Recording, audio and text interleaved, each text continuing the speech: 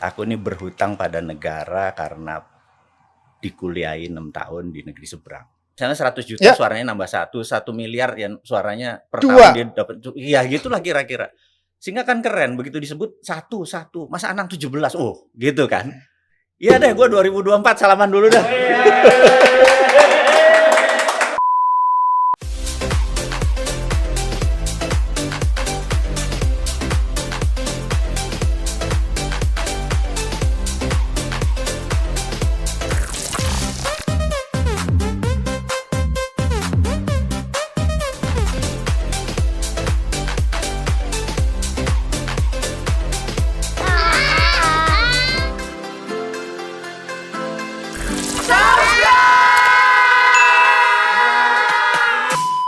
Yap, teman-teman, akhirnya saya bisa mengundang orang top di Republik ini hari ini, Mas Mardigu. Nggak beneran Mas, ini aku mau ngomong jujur ya. Saomaku semua, kantorku semua ngefans sama yang namanya Mardigu, Bosman. Saya sampai bilang, apa sih istimewanya seorang Mardigu ini apa? Gak ono Mas. Soalnya anakku yang namanya Azriel. Izin aku tak copot ya. Ya udah, oh iya deh, cepat juga deh Mas. Iya. Ya. Mas, anakku Azriel itu Mas, ya. Setiap hari pasti dalam waktunya melihat YouTube-nya sampean. Aku bilang, apa sih? Saya jadi kepingin tahu, makanya aku bilang sama tim, undang Mardigu deh, gue mau ngomong. Gue mau diskusi sama dia, apa sih? Ngomong apa Mas? Lah ya. Aku ya gemeter diundang Mas Anang. Sampean itu, ya setelah aku pelajarin akhirnya aku nanya juga sama Azriel macam semua dikomentarin tentang politik, ekonomi, ya, apapun mau dikomentari. Apa sih yang sampai Mas Mardigu bukan ingin doing itu tuh bagaimana? Ceritanya agak panjang sebenarnya. Tapi coba Ojo ato gak mari-mari kok Mas derang bukoi. Jadi tak coba ringkes gitu ya. Yes. Aku ini berhutang pada negara karena dikuliahi 6 tahun di negeri seberang gitu ya. Kemudian ketika balik tidak bisa bekerja di lembaga tersebut untuk ikatan dinas, malah langsung dipecat lah. Tetapi negara berkontribusi banyak pada keilmuan yang kupunya sebagai wong deso ya. Oke. Wong kamso ini, come from deso ini ya, aku pikir harus berbakti balik kepada negara. Kira-kira gitu ya. Nah, simpelnya begitu ya? Simpelnya begitu. Kemudian di tahun 2002, aku merasa terjadi perubahan yang sangat fundamental di Undang-Undang Dasar.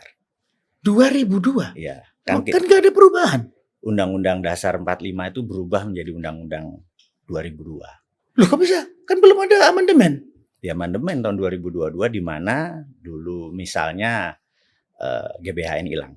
Oh, yes. Ya. Yep. Oke. TNI Polri dikembalikan. Oh, jadi peristiwa 98 lah sebetulnya. Ya, terus peristiwa akhirnya 98. Pemilihan langsung. Ya, 98. Reformasi Ya kan? 98. Oke. Nah, Undang-Undang 2002 itu bagi pendapat pribadiku adalah game changing yang merubah bangsa Indonesia ini bukan negara atau berbasis presidensial tapi parlementer. Mendadak parlemen menjadi powerful. Tapi tetap kenyataannya kan tetap parlemen. Presidensial. Kita kan presidensial. Enggak begitu lagi. Masa? Gitu. Nah, ini cerita panjang nih ya ceritanya. Nah, terus pelajaran PMP, pendidikan moral Pancasila. Oh ya, itu ya. Saya juga kritisi. Enggak ada. Gitu ya. Ya.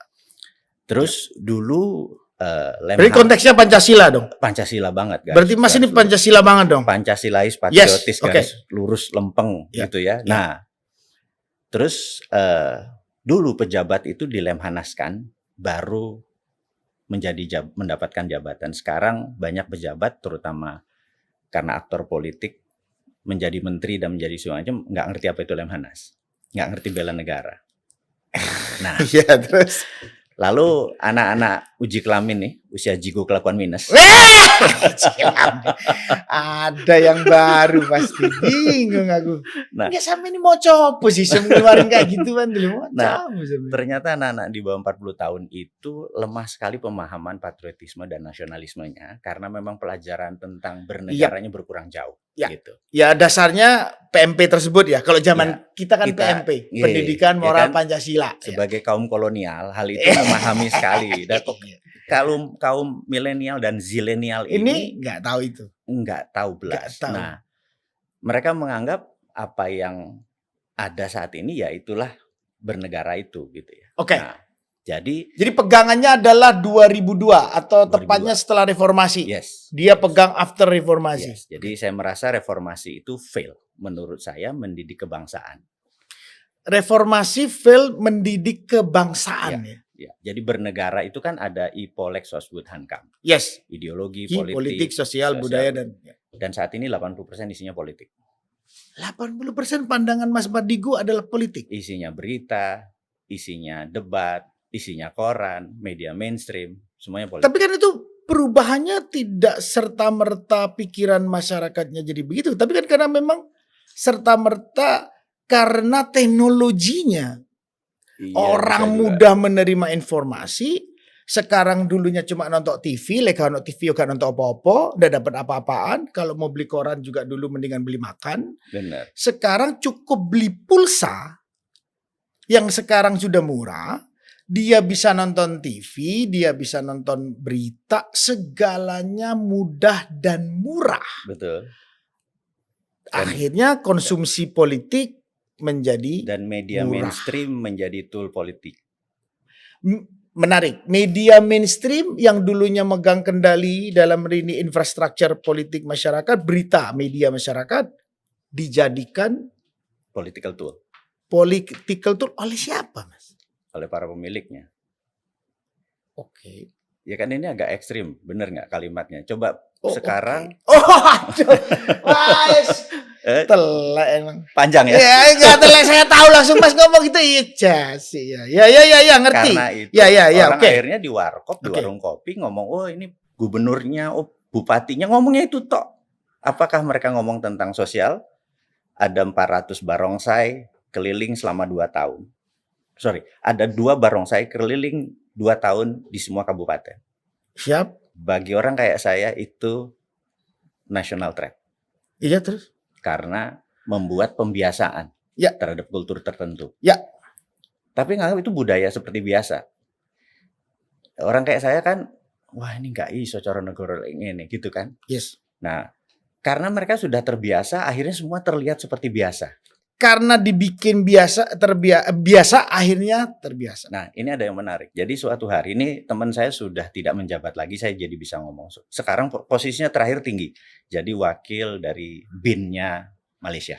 Dulu pangkatnya biasa saja. Orang Indonesia? Orang Malaysia. Oh, orang Malaysia. Jadi tahun 2000-an.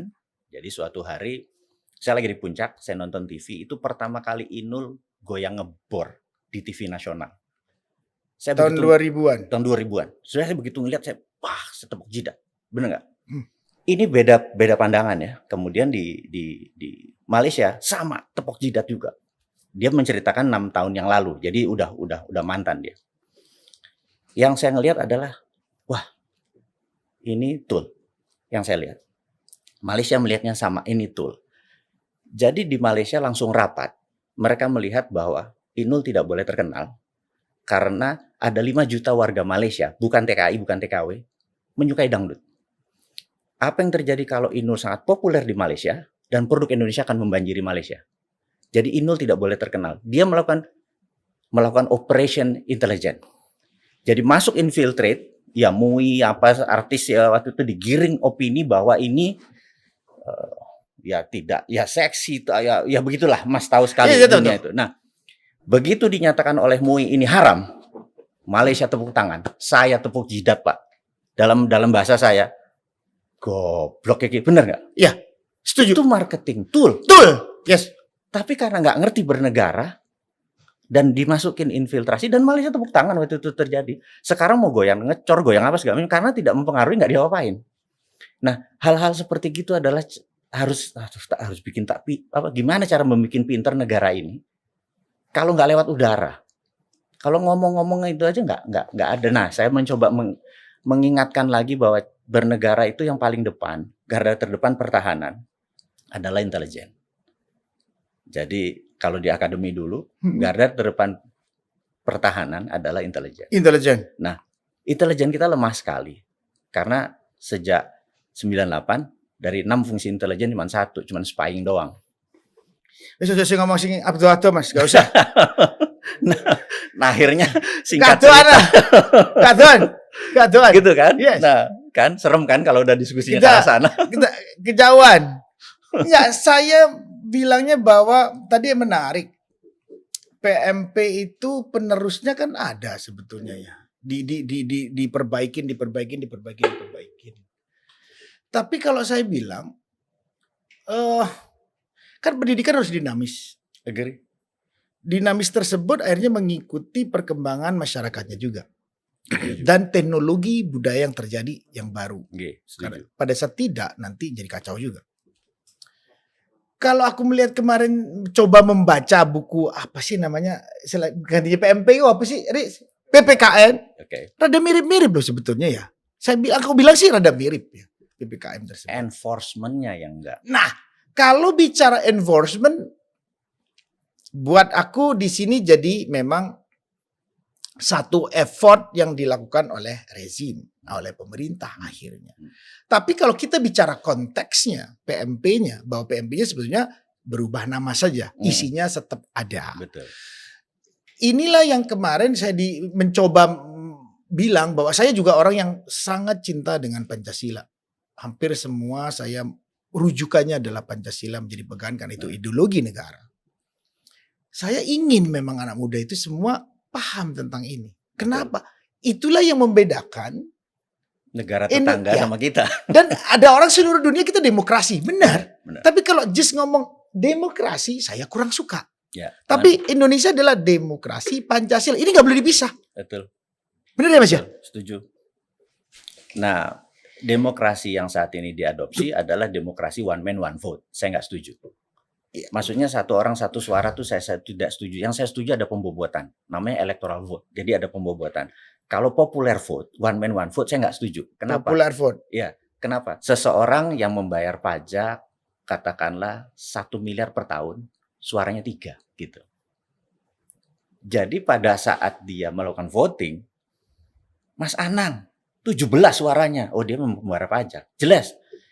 Popular vote kalah dengan elektoral. Jadi ada pembobotan. Nah, ngukurnya gampang, siapa yang store pajak aja. Nah, kalau kayak gini negara kita tidak bisa dipengaruhi oleh bayar-bayar tadi politiknya. Tapi kan yang menyetor pajak sama jumlah masyarakat yang layak vote, yang sudah umurnya memadai vote, dia sebagai warga negara memang berhak untuk vote karena itu memang haknya. Di demokrasi. Satu aja nilainya. Kalau mau 15 ya store pajak banyak kan. Oh, jadi kalau setor pajak, jadi yang punya NPWP-nya terdata sekian, misalnya 100 juta suaranya nambah 1 miliar ya suaranya per tahun dia dapat. Iya, gitulah kira-kira. Sehingga kan keren begitu disebut satu. Masa Anang 17. Oh, gitu kan. Dan yang 17 itu make a difference gitu. Itu namanya pembobotan. Apakah ini sampean terus menyatakan diri mau mencalonkan Presiden Republik Indonesia tahun 2024? Cocok gue. Hah? Gak berani. Satu, gak ada partai yang suka sama gue. Lu sampean tuh ngomong loh. Bulan Februari aku ingetnya pas baca gara-gara Azriel ngomong. Mardiku mencalonkan diri presiden. Aku pasti vote dia kata dia. Saking ngefansnya lu. Lu iya bener anak itu ngefans sumpah. Gak ada partai Kang Mas. Loh. Kan nanti ini akan berkembang. 2024 kan belum ditentukan. Untuk bagaimana nanti. Ya. Terus kalau misalnya berubah bisa. Kan nanti Mas ngomong terus seperti ini. Tahu-tahu partai pada datang. Enggak Mas, jadi gini, niatku ini adalah ingin merubah bahwa old mind yang dulu cara bernegara dengan cara old mind akan diubah dengan cara new mind. Paham Mas, kalau sampean gak jadi presiden gak iso. Ngini terus sampai jang bangkotan yang ngini terus podcastan terus saya kabari-bari. Rasanya. Tahun 2024 itu yang saya sebut digital political. Digital political, menarik. Jadi yang unggul di digital dia make a difference, pembeda. Itu sebuah pembeda. pembeda. Nah, jadi 3 tahun ini, Ya. yang masuk gorong-gorong akan kalah dengan yang Pasti. masuk ke podcast. Pasti, Gitu ya. pasti. Setuju. Karena mereka mengukur yang. Nah, saya pikir adalah saya seorang ideolog. Saya hobinya baca. Jadi 1 bulan 1 buku. Mas Mardigu kenapa kayak begini teman-teman? 1 bulan 1 buku. Masalah Republik ini waktu aku masuk di parlemen. Masalah Republik ini adalah literasi. Masyarakat paling malas kongkon moco buku. Setuju. Nah, Mas Mardigu begini 1 bulan 1 buku. 1 bulan 1 buku. Jadi misalnya ada buku menarik. Judulnya The Winner Takes All gitu ya. Yes. Pemenang mengambil semua. Mengambil semuanya. Buku ini menarik. Buku ini menceritakan bahwa kalau saya mentransfer uang ke Mas Anang, katakanlah $1.000. Iya. Kita datang ke Bank Mandiri, kita teken, masuk $1.000. Bank Mandiri akan clerknya atau kasirnya akan memasukkan kode, kemudian ke New York. New York akan ngirim ke Basel. Basel tuh kota kecil di Switzerland. Basel oke, New York oke, Mandiri oke, uangnya masuk, dipotong sekian. Mandiri dapat sekian, New York dapat sekian, Basel dapat sekian. Basel itu milik sebuah keluarga. Dia the winner takes all. Semakin kaya kita berdua, selama menggunakan dolar, dia make money. Dia the winner takes all, gitu ya. Si Basel itu. Nah, contoh lagi, kita berjualan, buku berjualan, kaos berjualan, wah, menggunakan platform IG. Menggunakan platform. Semakin kita kaya ya FB semakin kaya, IG semakin kaya. Ya YouTube ya podo ae oke. Dia the winner takes all, gitu ya. Nah, ada banyak lagi. Misalnya di tahun 1850-an sebuah keluarga mengumpulkan batuan. Kemudian 20 tahun kemudian dia mengklaim bahwa diamond adalah lambang cinta, diamond adalah forever dan lain sebagainya. 150 tahun kemudian berlian ini paling mahal dan mengontrol dunia. Karena dia memiliki 60% cadangan berlian dunia. Keluarga itu namanya Oppenheimer, De Beers dan lain sebagainya. The winner takes all. Pertanyaannya, kata si mereka yang pengarang buku ini sudah ada semua. Apakah kejahatan berkurang? Apakah peperangan berkurang? Apakah kesehatan membaik? Apakah kaya miskin makin mendekat? Ternyata tidak. Nah, berarti the system doesn't work. Kenapa lo masih nggak mau ganti? Itu yang disebut old mind. Nah, kita harus punya new mind. Nah, ini new mind ini, idenya ini mau kita ajarin dulu ke masyarakat selama 2 tahun ke depan. Jadi contohnya misalnya, saya pro printing money. Sementara pejabat yang berkuasa sekarang yang sering mendapat hadiah award dari negara pengutang tersebut menyatakan, ini contoh ini. Gak sebut jenenge. Gak seru, Cak. Jadi dia mengatakan printing money akan menyebabkan inflasi. Yes. Saya bilang, pasti. Waktu diurai, apa itu inflasi? Inflasi adalah selama jumlah uang beredar sama dengan produksi, maka tidak ada inflasi. Selama jumlah uang beredar sama dengan jumlah produksi, maka tidak ada inflasi. Inflasi terjadi kalau uang beredar lebih banyak dari lebih produksi. Banyak.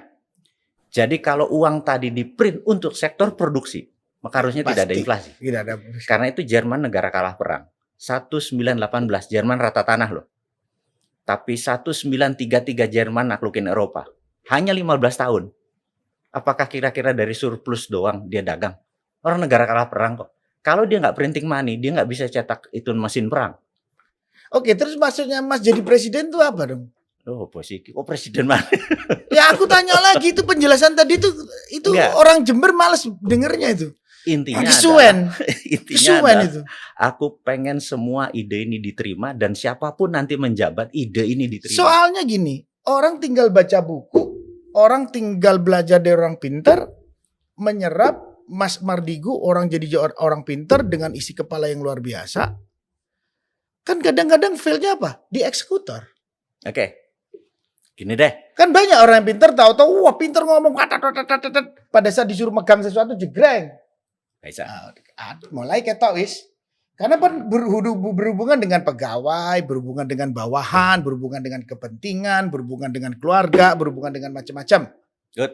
Gini. Pasti. Ini orang pinter, repot aku kalau berhadapan sama orang pinter kayak gini. Ya enggak gitu. Ini kan kenyataannya orang kita alamin hal begitu.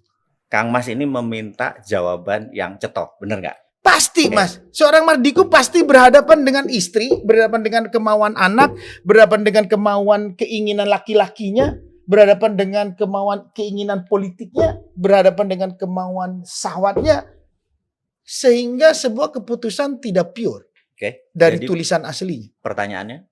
Pertanyaannya, Mardigu ngadepin seperti itu gimana? Dengan cita-cita yang tinggi ingin jadi seorang presiden Republik Indonesia tahun 2024. Gini deh. Gimana kalau kita pakai ukuran? Kalau ini tercapai, saya running for president. Setuju nggak? Ya, saya setuju. Saya kepingin punya presiden yang hebat. Gini, saya merasa Yes. ekonomi itu terbagi tiga. Terbagi tiga. Yeah. Jadi saat ini yang namanya sosialis elitis. Sosialis elitis itu mengutamakan BUMN. Saya anti BUMN. Catat dulu ya, catat dulu. Saya anti BUMN yang di bawah kementerian. Loh, kenapa? Kalau Temasek atau Kasanah itu bukan kementerian, dia BUMN. Ya terus. Mbak, kenapa pemerintah mau turun ke dalam ranah sektor privat? Ya. Kok enggak boleh? Kenapa? Jadi gini, negara adalah regulator. Ngerti? Regulator oke. BUMN adalah operator. Betul. Jangan digabung. Oke. Nggak fair sama UKM. Nggak fair sama UKM. UKM nggak akan pernah bisa besar. Ya, sekarang mungkin BUMN ini ada untuk turun kan, nggak mungkin ngelebas UKM, pasti ngelibas yang gede-gede iki kan. Sing 800 itu jadi 50. Yang 800 BUMN kakean, semua disikat tumpek parkir punya ya. Makanya BUMN yang 800, sementara UMKM itu ada 67 juta UKM. Dan nggak bisa tumbuh dengan baik kan? Betul. Oke, kita saya setuju ya. itu. 8% sampai sekitar 15 juta baru masuk ke dalam TI. Oke, nggak, pertanyaannya bahwa konteksnya Mas Mardigu diskusi tentang BUMN sebagai regulator. Nggak boleh masuk ke private sector. Yes. Itu karena saya heavy on private. Saya bukan heavy on government. Oke, terus? Iya, Mas kan sosial berarti. Private sector. Mas kepingin sosial itu naik. Orang luar, di luar pemerintah naik. Karena itu 7 presiden, itu heavy on government. Heavy on government, tahu. Kalau kita jadi presiden, itu heavy on private. Iya. Apa-apa swasta. Memang ke sana kan? Arahnya. Memang ke situ kan? Memang Pak Jokowi aku lihat setiap statementnya selalu mendorong. Berani nutup perusahaan-perusahaan BUMN seperti KAI segala macam. Yang rusak-rusak maksudnya? Iya. Itu KAI yang rusak atau orang yang rusak?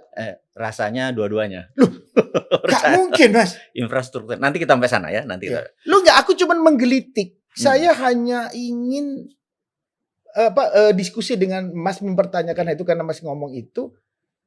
Saya cuman ingin memberikan dasar pikirannya. Pertanyaan saya adalah, kenapa negara turun ke private sector untuk sekarang menemani swasta, memberikan, mungkin kan pemerintah juga orang juga, pemerintah itu mungkin source juga bagus juga, yang sekarang mau berkompetisi tujuannya maybe bahwa dia memberikan pikiran-pikiran baru dalam private sector Indonesia. Oke, good. Tujuannya Understand. Supaya toh private sector duit toh government punya duit rakyat, toh dikembalikan kepada rakyat.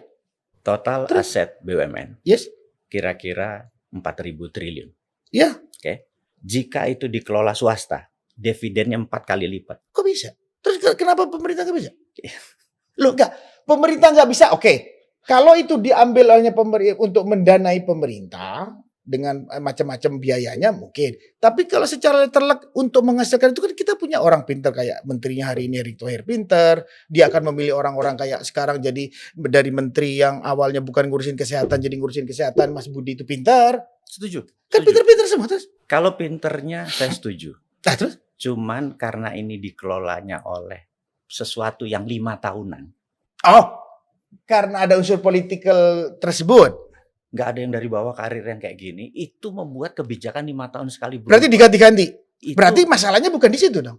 Nah, itu yang kita harus benerin. Berarti kan? Di situ kalau gitu masalahnya adalah ya udah jangan 5 tahunan, apa itu? Bukan, karena ini sektornya swasta. Oke. Jadi di IPO-kan aja semua. Di IPO, BUMN juga IPO. Bukannya BUMN IPO? Sahamnya kecil, nggak bisa kita kendaliin. Nggak bisa dikenal, kenapa? Iya. Nah, nanti itu kan dikuasain orang kaya lagi. Nah ini Wong sugi-sugi mana cari ini? Jadi pada saat saya anti pada sosialis elitis. Yes. Yang kedua, ini harus ngomong dulu. Saya anti pada kapitalis, elitis, Oke. oligarki. Ya, dan itu pasti dibenci. Nggak ada yang suka Oke. dengan itu semua. Kita menyukai akar rumput yang namanya bottom of pyramid. Betul. Nah, ekonomi UMKM maunya Mas. Nah, saya mencoba berkontribusi. Mas ingin berkontribusi kepada UMKM. Kita Oke, membuat perusahaan pertama equity crowdfunding di Indonesia yang namanya Santara. Ya, saya nggak Jadi, tahu. publik kalau mau IPO Yes. itu lari ke Bursa Efek. Ya. Tapi kalau UKM kapan bisa ke Bursa Efek Indonesia? Iya, betul. Nah, Mas sekarang bikin sudah jadi Santara. Dan Santara adalah the biggest equity crowdfunding di Tahu. Indonesia. Nah, Baru ngerti aku pas Mas ngomong itu, baru tahu.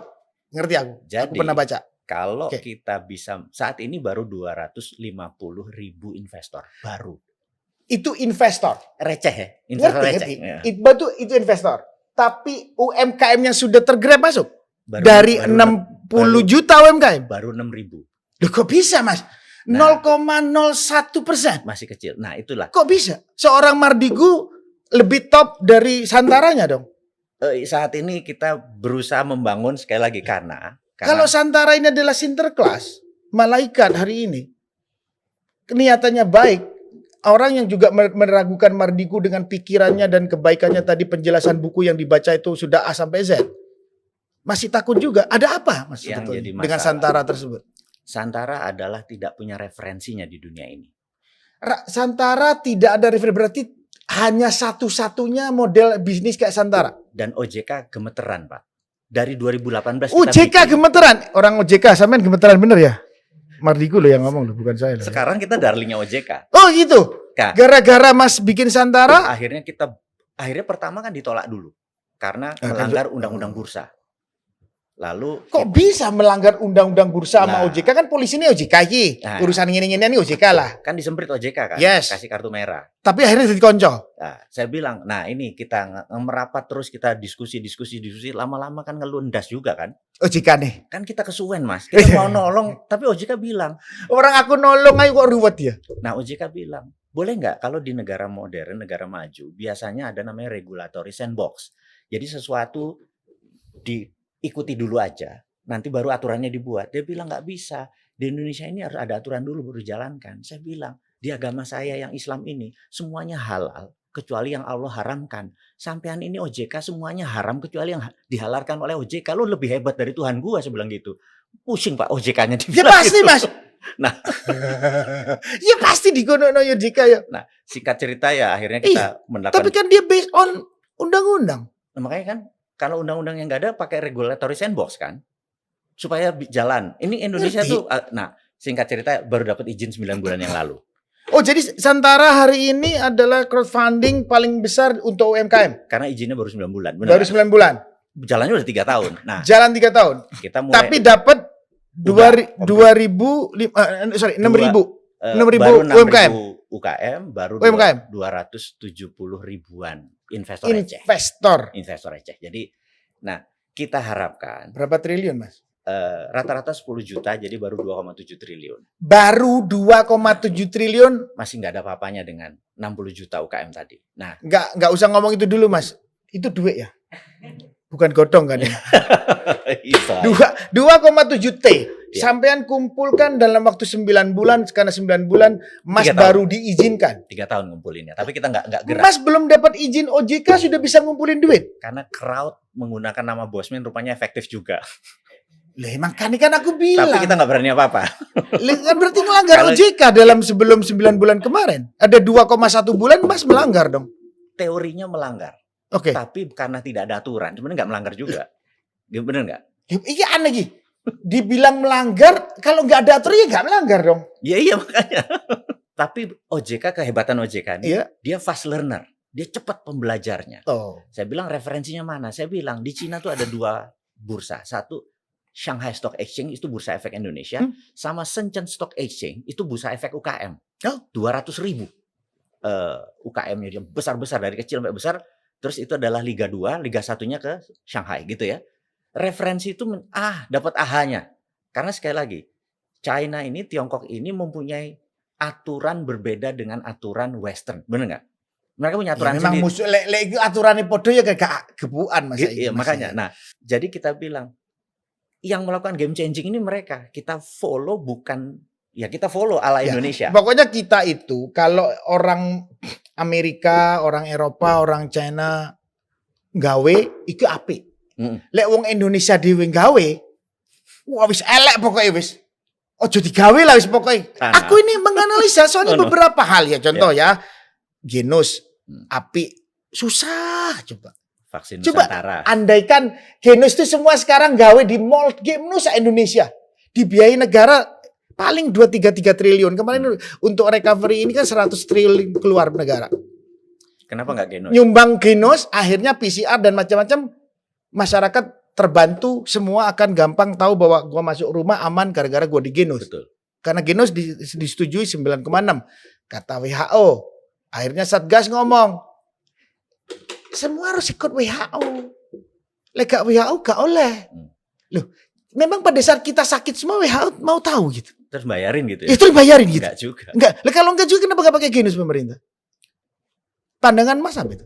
Gue kalau bukaan begini kadang-kadang suka kasihan sama. Siapa? Ini kan masyarakat Jember mau tahu nih, desoku tok sing mau tahu nih Mas. Gak apa-apa lah orang Medion gak mau tahu, gak apa-apa. Jadi iso. Tahu Lu sampean orang Medion kan. Jadi yang bergerak itu adalah para broker globalis. Ada broker berarti konspirasi dong.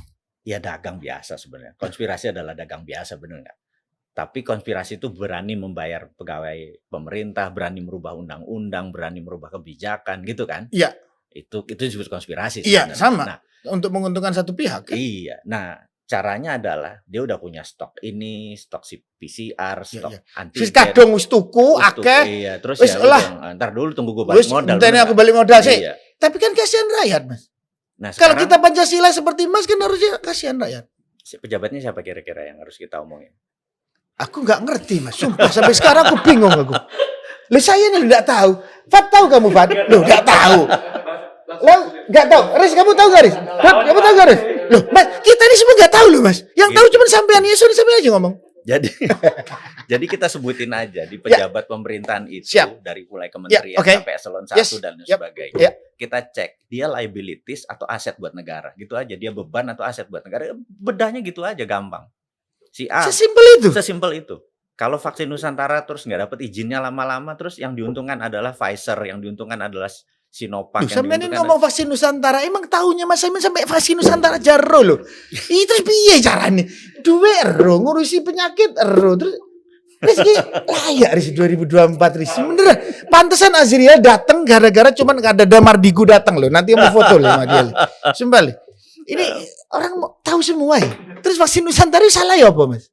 Enggak ada salahnya. Jadi dia dicap oleh BPOM. Dicap ya? Oleh BPOM sebagai... Mardiku bilang dicap oleh BPOM. Terus? Sebagai vaksin. Padahal dia adalah dendritik. Oh dendritik itu bukan vaksin? Bukan vaksin. Oh. Jadi dia model gini dia sederhana kayak stem cell darah kita diambil itu terus balikin lagi. Dah sesederhana itu. Jadi kalau vaksin adalah ini dimasukkan.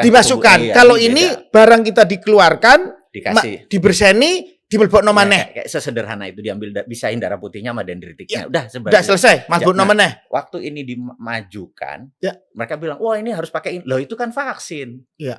Ini bukan. Ini bukan. Nah, ini dipaksa jadi vaksin, gitu. Iya kan? Karena itu disemprit. Oke. Jadi saya bilang, BPOM-nya harus belajar ini. Bener gak? Mas, sampai ini sedalam itu diskusi tentang hal ini sampai sampean mau mengerti. Gimana? Apa sih yang menggelitik sampai itu loh apa sih? Enggak segenit itu gitu. Sampai itu genit loh Mas. Setuju saya. Tapi gini kalau cerita. Sebagai orang yang lama di dunia shadow. Bener gak? Bahaya lagi. Bahaya. Bahasa ngeri-ngeri. Rek shadow. Rek. Ngeri. Rek. Dudu shadow ini loh. Oh itu lain. Ini kok shadow gini gitu. Itu gak cocok. Cocok hari ini. Gak beres kan Pak? Jadi punya jaringan internasional. Yang kadang-kadang memberikan informasi itu data gitu kan. Yep. Nah, data-data ini kadang-kadang kan nohok-nohok gitu kan. Yes. Nah, jadi selama kita memberikan data, selama kita memberikan fakta, maka saya harus menegakkan semua supaya orang tahu. Jadi gini, singkat cerita. Mas Anang pernah nonton Robin Hood, The Magic Reveal. Jadi tukang sulap yang membuka rahasia sulap. Oh. Dan dia dihujat sama seluruh tukang orang sulap di dunia. ya, karena tukang buka. Karena dia bukain Tukang semua. buka. Bukain semua. Jadi Mas ini mau tujuannya ingin membuka hal-hal yang tertutup. Efeknya dunia sulap naik 10 kali lipat. Gara-gara dia. Karena menginovasi-inovasi Ya, baru. gara-gara dibuka. Gara-gara orang dibuka. jadi iso, akhirnya kreatif semua. Niatnya Bosman ini membuka seluruh keborokan supaya tidak ada lagi, terus ya lebih pintar. Lebih pintar lagi. Maunya begitu. Maunya supaya naik kita, gitu. Layak jadi presiden. Riz. Oh, Ini layak ini, Riz. Waduh, Serem, ini kayaknya dukung ini kita ini. Apa kita dukung semua ini? Dukung ya? Mas dukung loh. Coba. Nah, Aku kan membuktikan ucapanku, semua orangku dukung sampean. Gini. Ada peacock effect-ku belum cantik. Peacock effect itu apa bahasa Indonesia? Apa ya? Efek merak. Ya, oh ya, efek merak yang perang ini. Jadi Pak burung, Jokowi itu punya SMK sebagai meraknya dia membawa dia oh, ke Jakarta. Gak ada mainannya, Ya. Riz. Kan kalau ini merak kan ada, kalau dia mau Ya. tebar pesona kan Ya, dia harus pleng. Nah, gini Gitu nah. ya. Pak Jokowi punya SMK untuk membawa wali kota ke Jakarta. Kemudian dari Jakarta dia punya waduk Rio, punya waduk kulit didandani rapi terus Solo. Iya, terus Ya. inilah buat ke nasional. Gitu ya. Nah, Bosman ini meraknya belum jadi. Kata siapa? Menurutku sih ya. Lah ini biasanya kalau katanya orang ngelihat barang kita itu nggak pernah bagus, tapi ngelihat tetangga bagus. Nah itu. Ya. Terus kedua, kalau masak ikan teri katanya kiai-kiai, yang di rumah nggak dengar suaranya, baunya tuh lo nggak dengar. Oh yang ngecas itu sebelah. Nah, jadi pandangan saya, makanya saya semua potong singkat aja. Mas ngomong itu hanya merendahkan diri sendiri. Kenapa? Buat saya, Mas punya 32 perusahaan, ngurusin opo wae, Mas. Supaya nanti Mas ngomong nggak punya merak itu, ini sampai nih pinter apa bodoh sih? Nah itu. Mungkin sih. Kan nanti hari kan gitu. Pinter apa kalau bodoh? Ditanya ini Bosman itu siapa? Wong bodoh aku pinter. Wong bodoh aku pinter. Gak duit merak, tapi 32 perusahaan. Salah satu Santara dengan sekarang mengumpulkan duit dana masyarakat 2,7 T. Satu perusahaan toh. Nah, lesang 31 ngurus siapa ini? Bedah kayak gini pajak ntar datang nih nanti. Loh, Mas tukang bedah, saya tukang bedah. Oh, enggak. Saya minta tahu Mas, kenapa? Mas yang menarik dari perjalanan seorang Mardigu muncul ke ranah infotainment dan muncul di ranah podcast dan dunia entertainment, akhirnya masuk di entertainment Indonesia. Setiap aku melihat pembicaraan sampean, ini bukan kaleng-kaleng orang ini. Ini ada hidden agenda dari semua strategi dia, politik dia melakukan tindakan ini. Aku berpikir bahwa ini orang pinter ngomongnya ini ada aku disekak nih sekarang. Hidden agenda. Enggak, hidden agenda menarik, sampean pun lugas bicara bahwa saya mencalonkan presiden 2024. Buat aku sampean gentleman. Ada orang yang gak berani ngomong. Aku seneng dengan seorang Giring ngomong aku mau jadi presiden. Berani dia, good.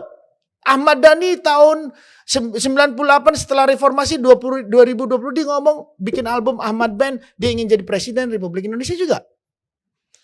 Seorang Mardigu pun mengucapkan hal yang sama. Pertanyaannya memang serius ingin jadi presiden.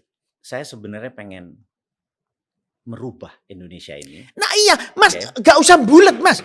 Saya gak ketemu orang bulat, saya di DPR sudah bulat. Saya ketemu teman-teman saya yang politik udah bulat. Saya ketemu Mardigu hari ini, saya gak kepingin bulat. Mas memang mau apa enggak? Saya mau kalau Santara punya 5 juta members dan 100.000 UKM tercapai dalam tahun 2023 April. Sampean sekarang punya 6.000 members. Mas kepingin UKM, sorry. Mas kepingin 100.000 UKM. 100.000 berarti berapa? Dibagi itu berapa? Mas hanya ini propaganda yang gampang ditelaah. Propaganda buat aku propaganda murahan. Gak penting Mas ngomong itu. Jadi kalau kayak Mas gak punya keyakinan diri, tanpa ini pun Mas gak bisa jadi presiden. Bukan. Meraknya gak cantik. Enggak. Mas berarti Mas mendinai 32 perusahaan Mas. Bahwa hati-hati dengan 32 perusahaan Mardigu itu tidak cantik. Canggih. Boleh gak aku ngomong begitu?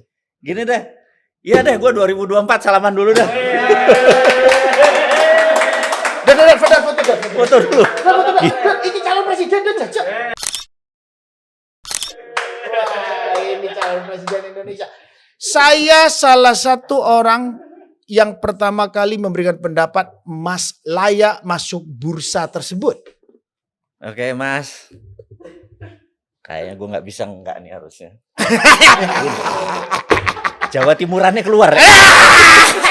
Mas, tapi ada hal yang menarik dari pengamatan saya sehingga saya berkeinginan banget ketemu seorang Mardigu. Yap. Mas genit banget dengan segala peristiwa sosial di Indonesia. Mas genit banget dengan politik di Indonesia. Setuju. Sangat genit. Tapi kenapa lewat untuk tidak membicarakan PP 56 2001? Oke. Apakah tidak bagian isu penting kendaraan sampean masuk ke bursa 2024? Aku tadinya terpikir ini too early. Too early. Too early. Kok bisa? Jadi itu menurutku. Salah buat saya. Ya itu, makanya aku perlu advisor. Oke. Gitu ya. Menurutku apa-apa Oleh yang... kerjaan Riz. Oke terus. Jadi toto daharnya. Siap. Ya kita Yap. makan aja Siap. ada noto daharnya, Siap. piring segala macam. Siap. Kalau toto daharnya nggak rapi, Oke. ininya nggak rapi. Nah, aku masih too early untuk menyatakan ya. Siap. Kalau notonya sudah notonya. Nah, jadi karena itu aku merasa meraknya belum cantik. Merasa. Oke. Untuk Mas diskusi, untuk Mas bicara dan memberikan pendapat tentang PP 56 2001. Yes. Cuman itu toh. Nah, Oke. ada targetnya. Ya. Ada targetnya. Jadi rencanaku saat ini aku Ya. baru punya 4 juta followers. Oke. Gimana kalau nanti setahun lagi jadi 10 juta, gimana caranya 2 tahun lagi menjadi 15 Mas juta. masih berkutat di situ. Nah, dan terus kita mau lihat responnya. Oke. Iya enggak? Karena kita sekali lagi ada 180 juta mata panah nih nanti nih. Terus knowingness mungkin keterkenalan kita tinggi, tapi likabilitas mungkin belum. Belum. Nah, untuk memilih tuh orang di atas like yang namanya trust. Setuju. Trust itu dia perlu proof. Setuju. Nah, proof ini karena saya nggak punya tool. Kalau saya gubernur. No, salah Nah, lagi ini. seorang Mardigu buat Anang bicara tentang Mardigu tidak punya tool untuk kelihatan meraknya. Itu. Nah, karena itu pandangan Mas Anang hari ini merubah mindset saya. Salah. Merubah mindset Totally saya. salah, Oh, yes. ternyata nggak perlu. Iya. Ternyata nggak perlu. Nggak. Yang saat ini pun sudah cukup. Yes. Itu yang aku nggak pernah Yang mikir. Mas ada, Aku masih Mas harus yakin, Mas dengan memaksa diri Mas mencari tersebut, pertanyaan jadi timbul bahwa seorang Mardigu tidak pede. I see. Oke, good point. Jadi saya nggak pernah melihat dari sisi itu sampai seorang Mas Anang Yep. membicarakan hal ini. Ya, Dan karena saya aku terima. melihat Saya terima. dan aku melihat 32 perusahaan, Mas dengan satu perusahaan Santara, aku udah baca track record tersebut dan aku orang yang juga suka dengan UMKM karena aku ada di kreatif industri dan memang Indonesia mau bangkit dibutuhkan kekuatan UMKM yang betul-betul diberikan haknya dan dibela oleh negara. Oke. Itu betul, sangat betul. Karena kita punya 270,20 juta orang, kita punya 17.700 pulau. Betul. Ini adalah kekayaan yang tidak dimiliki negara lain. Nah, ini yang miss dari penggarapan 7 presiden. Ya? Aku setuju. Ini miss bahwa pembentukan UMKM ini belum betul-betul superpower dibangun, padahal ada undang-undangnya, ada macam-macamnya ya. Oke lah, mudah-mudahan dengan 2024 Mas Mardigu benar-benar masuk ke bursa dan bisa, kita mendoakan semua Mas bisa benar-benar berkompetisi dengan baik. Pertanyaan saya hari ini sampai hari ini bisa dijawab bahwa Mas Mardigu, saya cuma bilang jangan tidak pede. Oke. Bahwa Mas Mardigu dengan 32 perusahaan, dengan performa seperti ini, dengan pikiran-pikiran tersebut, Mas sudah sesuatu yang sangat berharga di bidang politik Indonesia. Dibutuhkan orang-orang seperti sampean untuk nggak perlu lagi Mas, tidak butuh lagi kendaraan lain. Kendaraan seorang Mardigu adalah kepedean dengan kepintaran. Bukan kesombongan itu ya. Boleh sombong kalau pintar Mas. Oh, setuju. Loh wis bodoh sombongnya piye carane iki. Loh ya enggak apa-apa. Okay. Orang pintar kok memang dia bisa jawab. Karena kepintaran tersebut akan nanti menuju kebijaksanaan yang tinggi. Oke. Itu yang saya tunggu dari seorang Mardigu, bahwa dia tinggal menuju ke sebuah kebijaksanaan. Terima. Karena pinter, nggak bijaksana, malah petaka. Gue terima. Jadi hari ini ada sesuatu yang menarik dalam perjalanan hidup saya. Ketemu Mas Anang. Dan merubah otak gue. Yang tadinya seorang deso. Bener nggak? Iya. Kita hanya mencoba menjadi ideolog dulu. Untuk ada nggak orang yang menyukai ide kita, menyukai konsep kita gitu, ada nggak gitu? Dan saya bilang, saya satu-satunya orang hari ini yang menyatakan bahwa saya mengikuti perjalanan Mardigu waktu muncul pertama kali dengan Helmi Yahya. Saya lihat, saya masih belum terlirik untuk bicara tentang seorang Mardigu. Asik. Tapi pas kemarin berapa ini, loh kok sampai kayak begini nih orang ya? Saya mau ketemu. Asik. Oke. Tapi ternyata kok ada nggak kepedeannya? Lu salah lagi saya ngundang berarti dong. Ini yang saya, kenapa saya jadi, karena saya anggota masyarakat biasa yang menginginkan republik ini benar-benar superpower. Karena kita sudah superpower budaya dan itu diakuin. Indonesia adalah superpower budaya karena punya 1.400 suku bangsa. Asimilasi budayanya adalah asimilasi tertinggi di dunia. Otak boleh mikir Kang Mas. Itu tidak ada di negara manapun. Oke. Yang jadi masalah bahwa asimilasi budaya adalah Indonesia terkaya di dunia. Tapi bicara tentang industri budayanya. Jauh. Kenapa? Ini butuh seorang Mardigu untuk masuk dan ikut memikirkan. Karena PP 56 tentang royalti itu bagian pemajuan kebudayaan Indonesia. Seniman yang ngarang lagu, lagunya dipakai orang cari duit, yang make dapat duit, penciptanya ngaplo loro yosu uripe teko sumbangan. Loh, seniman ini sogeh kabeh Mas. Harusnya. Kalau dikasih, ini haknya, bukan dikasih-kasih ya. Seniman Indonesia dari guru saya dari dulu bicara, mau Iwan Fals, kayak mau Hari Rusli almarhum, seniman bukan peminta-minta. Dan itu dibuktikan. Harus dilindungi oleh undang-undang. Sudah ada Undang 28 tentang hak cipta. Lahirlah PP 56. Tapi masih bingung masyarakat menerima. Masih dipertanyakan padahal penarikan tentang royalti mulai tahun 86 sampai 92 ada Yayasan Karya Cipta Indonesia oleh Chandra Darusman. Itu mafhum. Oke. Tapi ada sebuah perusahaan multinasional kemarin. Loh, pakai lagu harus bayar ya? Aku langsung tepok jidat. Dedar. Wow. Baru tahu dia. Kok bisa ya? Ya terus seniman sih ini terus dianggap apa mulai kemarin? Ya harus tangan besi kalau kayak gini. Nah, saya sebagai rakyat biasa terus terang dengan bertemu dengan pemikir seorang Mas Mardigu dan sudah memberikan keberanian menjadi masyarakat yang unggul untuk menyatakan diri masuk dalam kancah politik 2024. Berani gua. Saya orang yang siap mendukung. Siap. Teman-teman saya pasti mau mendukung. Ini harus tangan besi Kang Mas. Kalau urusan yang urusan itu tangan besi. Saya berharap ingin sekali ada pertemuan kedua dengan Mas Mardigu setelah Mas Mardigu benar mau bicara tentang hal tersebut karena aku butuh supporting sebagai aku anggota masyarakat biasa dan aku seorang seniman. Karena ciptaanku kadang-kadang di setel di pulau sana, yang pulau sana dapat duit gara-gara lagu saya, tapi saya di sini ngupload nggak tahu apa-apaan. Wow. Saya nggak apa-apa, saya punya bisnis. Saya punya Lumiere, saya punya apapun, nggak apa-apa. Tapi yang lain? Yang lain perspiye nasibnya. Nah ini mudah-mudahan nanti ada pertemuan lanjutan. Saya terus terang, hari ini saya happy luar biasa bahwa saya bertemu dengan seorang Mardigu yang persis dengan apa yang saya bayangkan. Bahwa Mardigu memang layak untuk masuk ke bursa presiden 2024. Saya ada satu yang mau titip lewat Mas Anang. Siap.